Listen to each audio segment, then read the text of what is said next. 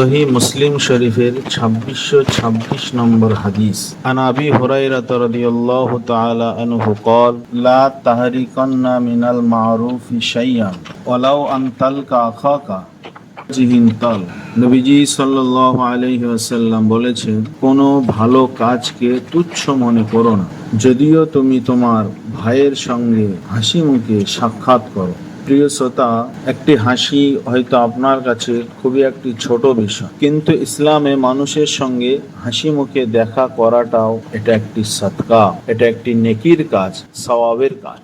তাই মানুষের সঙ্গে সুন্দর আচরণ করুন, হাসি মুখে কথা বলুন, কোনো ভালো কাজকে ছোট মনে করবেন না। পরবর্তী হাদিস শুনতে অবশ্যই চ্যানেলটি সাবস্ক্রাইব করে রাখুন। চ্যানেলটি এজন্যই সাবস্ক্রাইব করতে বলেছি, এখন আমরা অনেক কর্মে ব্যস্ত থাকি, বই খুলে কিতাব খুলে খাস করে পড়ার সময় হয় না। যদি একটু নোটিফিকেশন চালু করে রাখেন, দিনে যদি অন্তত একটা করেও হাদিস শিখেন, তাহলে এটাই আপনার জন্য হয়তো আখিরাতের পুঁজি হয়ে যেতে পারে। আল্লাহ রাব্বুল আলামিন আমাদের সকলকে কবুল করুন। আল্লাহুম্মা আমিন।